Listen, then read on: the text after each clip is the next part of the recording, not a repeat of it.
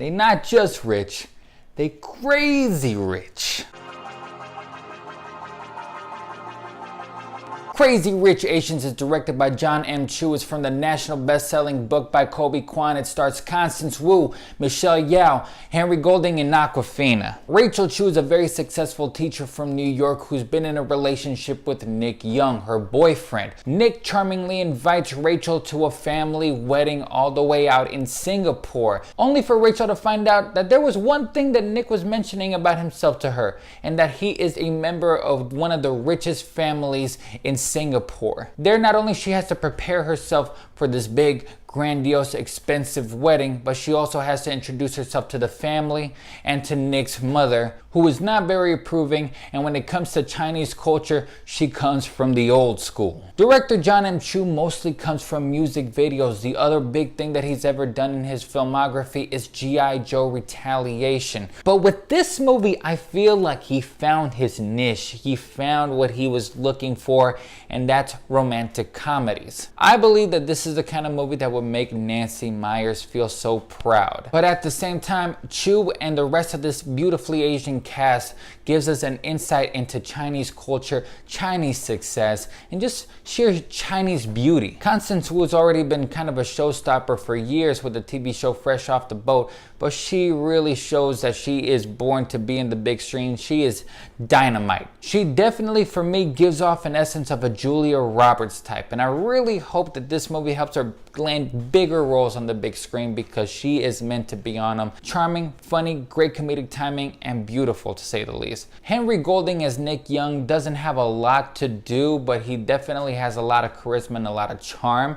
This is actually his acting debut, so it's actually kind of impressive. I really can't say anything bad about it. He's very charming and he holds his own with everybody else. When it comes to comedy relief, Awkwafina comes in space, and she's actually having a good year because she was actually really good in Ocean's 8, and she's coming off strong with this film. So, you know, this is the nice 1-2 punch to make her kind of a household name when it comes to comedy. And Ken Jeong, I must say, he makes a little bit of a cameo that I thought was going to be so off-putting, but they gave us the right dose of Jeong. I must say that I found this movie to be kind of fantastic. As far as romantic comedies go, this is, you know, a top notch above most that have been coming out this year, or in the past couple of years for that matter. Quite a few romantic comedy cliches from the romantic comedy blueprint are there. You'll be able to spot them, but it's really about what they do with it, how they use the romantic comedy genre to introduce us to these characters, to their world, to the way that they live, this upscale upbringing, this introduction to Michelle Yao's character and her family, and how they were treated a long time ago to where they stand now. That was a great start of the film. But they also use this blueprint to show the clash between modern culture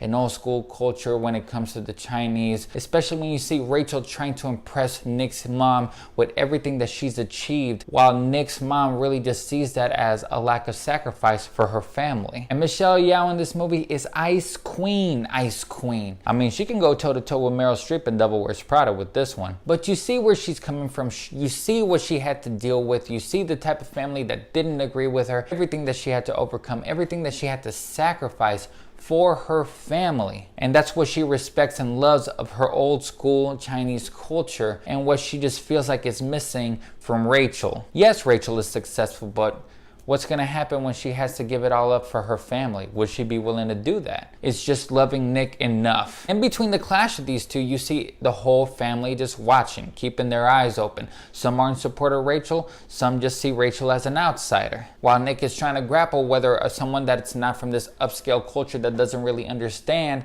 the business and what's expected of them, if they can really hang with someone like Nick. All the while, there's a whole other subplots. Like I said, there's also a wedding from one of their closest friends or family. There's Nick's sister that's dealing with marital problems with her husband that also didn't come from an upscale family. There's the bitch ex-girlfriend that's just lingering around because she's a friend of the family, so she just really just there to make things worse. The family's expecting Nick to take over the family business, of course. Who would have thunk it? But the heart of the movie is definitely between the relationship, of course, of Rachel and Nick. All this sounds heavy, but it's using this Nancy Meyers formula that's light and breezy, and it's just fun time at the movies to watch.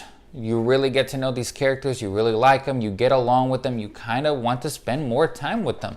I was actually surprised that I kind of wanted this movie to be a little longer. And I really definitely have to point out that John M. Chu was fantastic in directing this film. The cinematography is gorgeous, gorgeous, gorgeous by Vanja Cernjul. Gotta give more love to the DPs and the editors, Myron Kernstein. We gotta give some love to the people behind the scenes too, because they delivered a beautiful looking movie. When it comes to the parties in this film, when it comes to the big blowout, dropping all that money, crazy rich style, this is the kind of stuff that's modern day Great Gatsby. Everybody looks beautiful. The costume design is amazing. Everybody looks fantastic. I wish I was invited. But again, this is how romantic comedy done right. The blueprints are there, but they use it to introduce us to this grandiose world of this beautiful family. Rich, old school, modern, a little bit of the Clash, all of that. It's used effectively.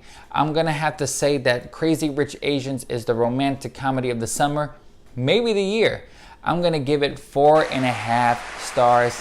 Yes. Well, once again, guys, thanks for watching. If you like what you see here, click like at the bottom. We got more reviews coming your way. This is Ray from LiveWire, and once again, thanks for watching.